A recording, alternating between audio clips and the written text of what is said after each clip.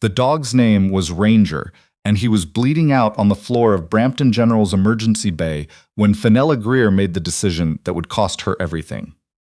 It was a Thursday in late November, the kind of gray Ontario evening where the cold comes in sideways off the lake and finds every gap in your scrubs. Fenella had just finished a 12-hour shift and was pulling on her coat when the paramedics came through the bay doors with Sergeant Aldous Kren half-slumped in a wheelchair, his left leg wrapped in a field dressing already soaked through, and beside him, not on a stretcher, not in a carrier, but padding alongside with a lead clipped to the sergeant's wrist, a Belgian Malinois in a military working dog vest, favoring his right foreleg, leaving a trail of dark spots on the linoleum.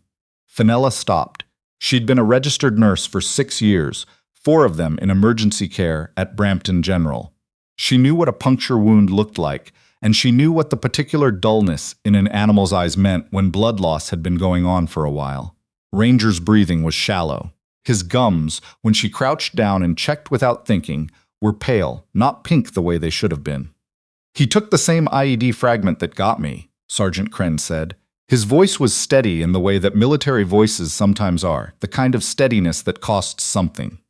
He was triaged in the field, but they couldn't do more than pack the wound.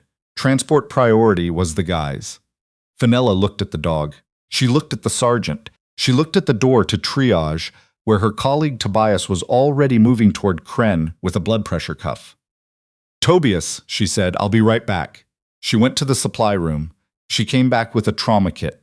She wasn't thinking about protocol. That was the honest truth of it. She was thinking about the fact that Ranger had draped his chin over the sergeant's shoe the moment the wheelchair stopped moving, and the sergeant had reached down with his good hand and pressed it to the dog's flank without looking.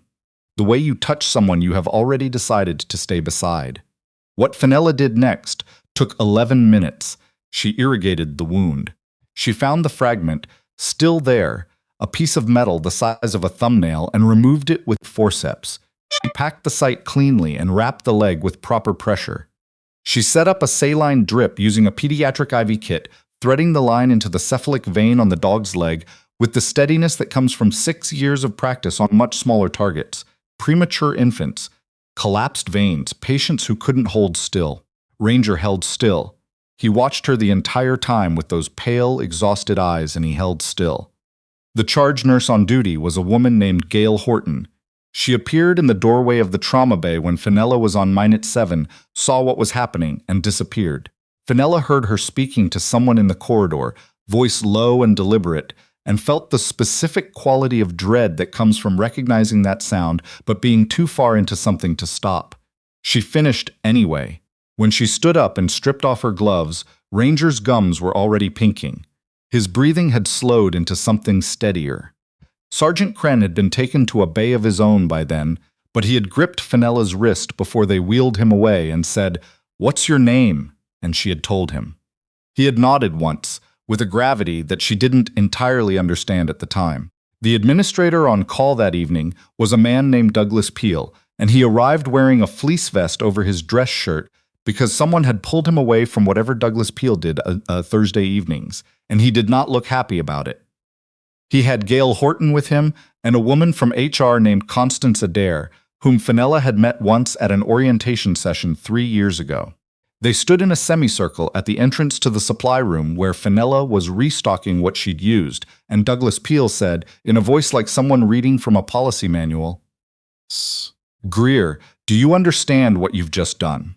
Fenella said, "I treated a patient. You treated an animal," Peel said, "using hospital resources, hospital equipment, and your hospital credentials in a manner that violates the scope of nursing practice in the province of Ontario, exposes this institution to significant liability under our Veterinary Services Agreement.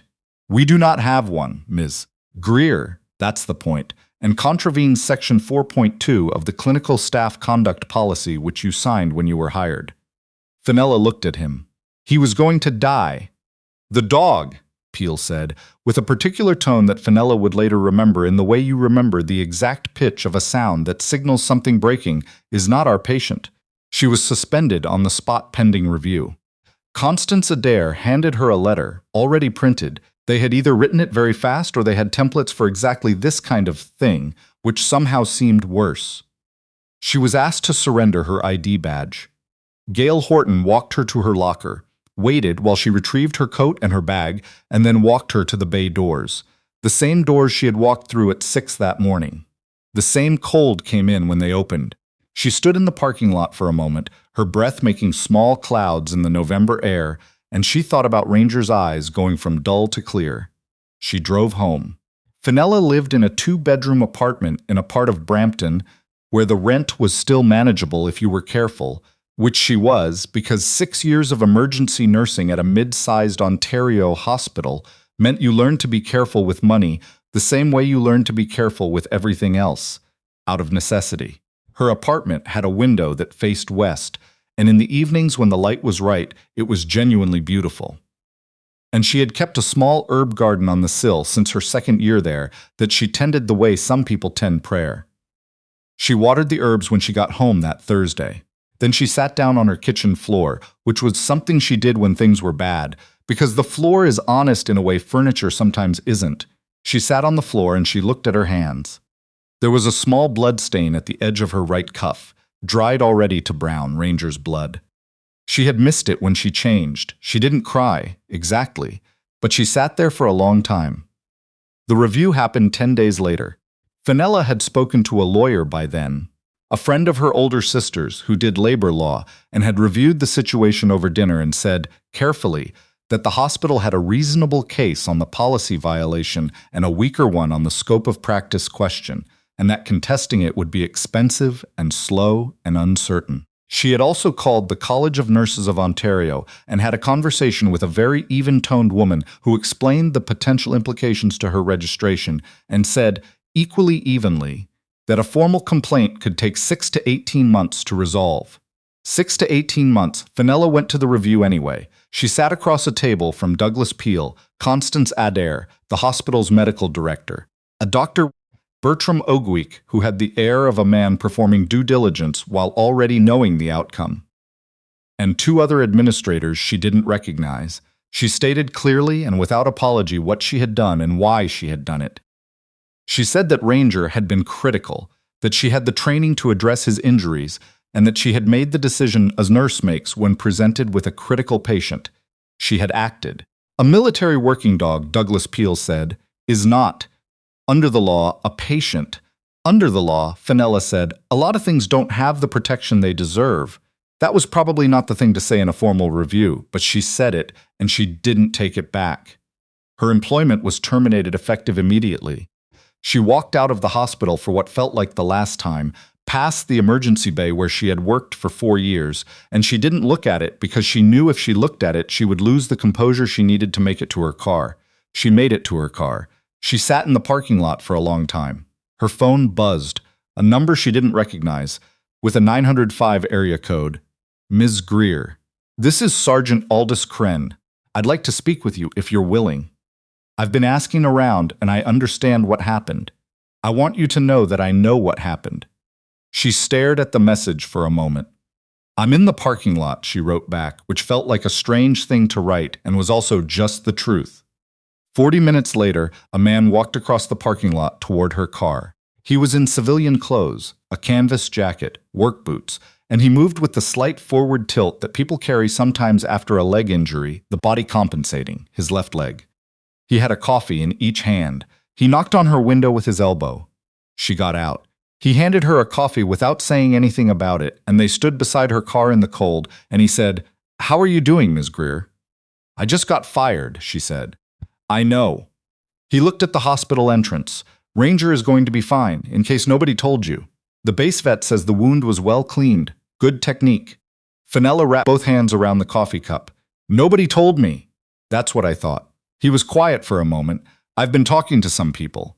About what the hospital did. About what it means. It was a policy violation, Fenella said. They weren't wrong about that, technically. Kren looked at her with an expression she couldn't entirely read. Mrs. Greer, he said, Ranger has 4 confirmed deployments. He has found IEDs that would have killed 8 of my soldiers. He was injured in the same blast that put me in a wheelchair for 3 weeks, and when I came through the doors of this hospital, he had refused to leave my side through 3 separate attempts by 2 different paramedics to remove him. He paused. He is my partner. The department considers him a service member, and you saved his life. What the hospital did is, he stopped. I've been talking to some people. She didn't know, yet, what that meant. She would understand soon. What Fenella knew about the Canadian Armed Forces was what most people knew, that they existed, that they served, that they sometimes appeared in the news in ways that were either proud or heartbreaking. What she had not known until the following Wednesday was the particular efficiency with which a community closes around one of its own. She was at home. It was just past 9 in the morning, which meant she had been awake for 3 hours doing the things unemployed people do, checking email, updating her resume on a document she kept open on her laptop like a wound, reading the job board for the third time without really seeing it. Her phone rang. Sergeant Kren again. "Are you home?" he asked. "Yes." "You might want to come outside." She went to her window first. There were 6 vehicles parked along her street. Not police vehicles. Not anything alarming. A mix of civilian cars and one dark SUV, and people standing near them, and she had the disorienting sense of looking at something she didn't have the context to understand. She went downstairs. There were 9 people on the sidewalk outside her building. 3 of them were in military uniform. Canadian Armed Forces. She recognized the cadpat pattern of the combat dress, and the others were in civilian clothing but held themselves in the particular upright manner that Fenella had noticed in Sergeant Kren, the posture that doesn't switch off. One of the uniformed figures was a woman with the insignia of a lieutenant colonel on her shoulder, and she stepped forward when Fenella came through the door. "Ms. Greer," she said, "I'm Lieutenant Colonel Adeze Mbewe. I'm the commanding officer of Sergeant Kren's unit." She offered her hand. Her handshake was firm and brief. "I want to introduce you to some people." What happened over the next hour was something Fenella had no framework for. Lieutenant Colonel Mbewe introduced her to the people standing on her sidewalk, and each of them, in turn, told her something. A master corporal from Sergeant Kren's unit, who had served with Ranger in Kandahar.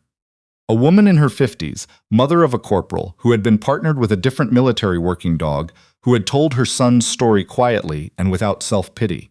A retired warrant officer, who had been the handler of the dog before Ranger, who had driven from Hamilton because, as he said, "I heard about what you did, and I couldn't not come." A young woman barely 20 who said nothing except that her brother was the medic who had packed Ranger's wound in the field, and that she wanted Fenella to know that. And then Lieutenant Colonel Mbewe said, "We are going to the hospital." "I was terminated," Fenella said. "I don't work there anymore. We know." Mbewe's voice was composed in a way that was somehow neither cold nor warm, but simply clear. "We are not going because you work there. We are going because the institution that terminated you needs to understand what it dismissed and who is paying attention." Fenella stood on her sidewalk in the gray November morning and felt something shift in her chest. Not hope exactly, not relief, but something she might have called recognition. The recognition of not being alone in a situation you have been alone in for 10 days. "Okay," she said. She got into her car and followed the convoy. Douglas Peel was not, on this particular Wednesday, wearing a fleece vest. He was in a full suit, which suggested he had either a meeting scheduled or a premonition, and when the receptionist called up to his office to say that there was a group of visitors in the lobby, several of them in military uniform, requesting a meeting, the pause before he answered was long enough to be significant. The lobby of Brampton General was not a small space. It had high ceilings and a lot of glass and the kind of institutional lighting that makes everyone look slightly unwell. When Fenella walked in with Lieutenant Colonel Mbewe and the others, she was aware of how they looked.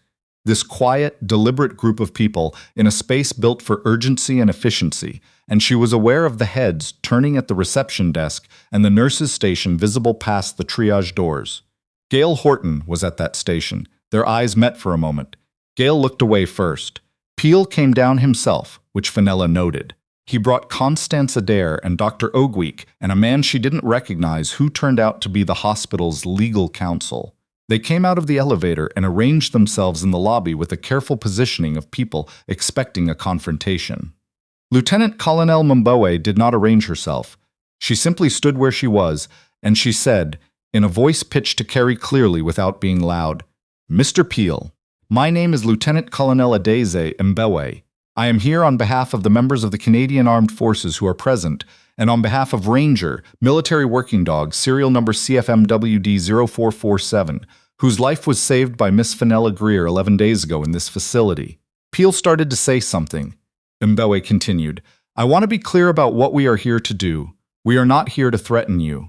We are not here to make demands under legal duress. We are here because an institution that benefits significantly from government funding and community trust made a decision that this community believes was wrong, and we believe you should understand that this community is paying attention." She paused. "We have also been in contact with 3 journalists. They are not here today. Whether they need to come here at all is a conversation I would like to have with you." The lobby was very quiet. The man Fenella didn't know, the legal counsel, said something low and urgent into Peel's ear. Peel's expression went through several things in quick succession: resistance, calculation, the particular blankness that precedes a shift in position. "I think," Peel said, "we should move to a conference room." Fenella sat in a conference room on the 4th floor of Brampton General for 3 hours. Lieutenant Colonel Mbewe sat beside her. The hospital's legal counsel, whose name turned out to be Hargreaves, sat across from them with Peel and Constance Adair. Dr. Ogwick sat at the end of the table and said very little. The conversation was not simple. Hargreaves explained the institution's position on the policy violation and the liability concerns with a thoroughness that suggested he had prepared for exactly this.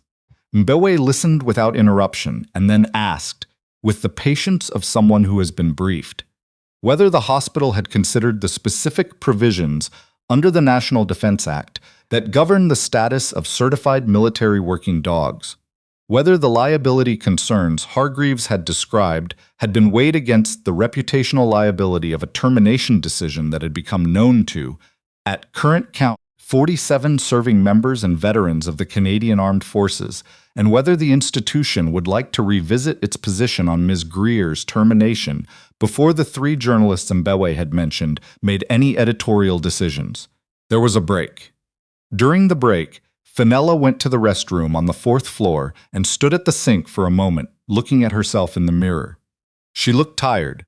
She looked like someone who had spent 10 days sitting with a very heavy thing. But she also looked, she noticed this with some surprise, like someone who had stopped bracing. When she came back to the conference room, Constance Adair was already at the whiteboard.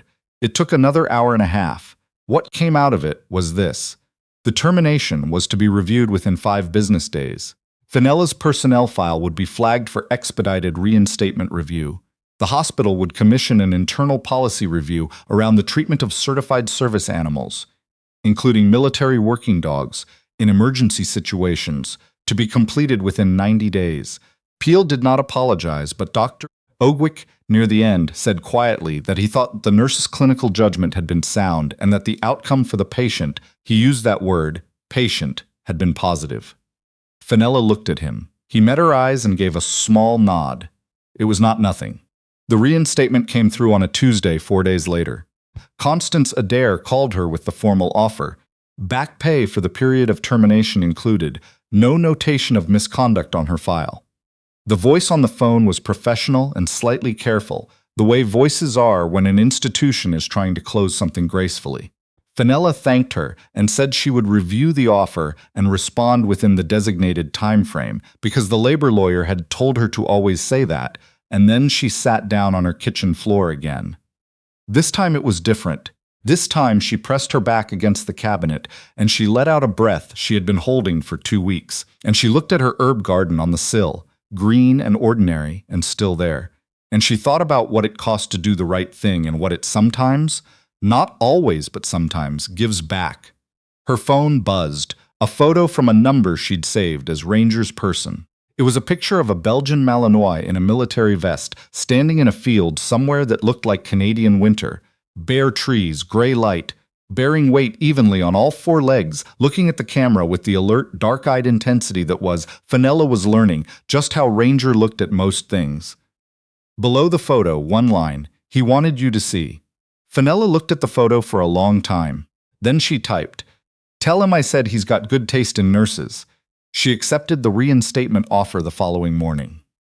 When she walked back through the bay doors of Brampton General on her first shift back, a Wednesday, almost exactly 3 weeks after that November Thursday, Tobias was at the nurse's station and looked up and said, with the studied casualness of someone who had been thinking about what to say, "Good, we're backed up." She laughed. It surprised her a little how easy it came. She put on her badge, the new one, because they'd had to reprint it, same name, same photo, same department, and she went to work. Later that shift, near the end, she passed the supply room where she had knelt on the floor beside a bleeding dog and made a decision in 11 minutes that she had not, in any of the hard weeks since, genuinely regretted. She stopped at the door for a moment. The room was exactly as it always was. Shelves, equipment, the particular smell of antiseptic and clean plastic that had been part of her daily life for 4 years. She thought about Ranger's eyes going from dull to clear. She thought about Sergeant Kren handing her a coffee in a cold parking lot. She thought about Lieutenant Colonel Mbewe standing in a lobby and speaking with the precision of someone who has decided that a thing needs to be said and is simply saying it. Then she thought about a line she'd read somewhere, a long time ago, about what it means to hold a post. That the ones who hold it are the ones who stay when staying is costly. Fenella Greer had stayed. She pulled her stethoscope straight, and she went back to her patients.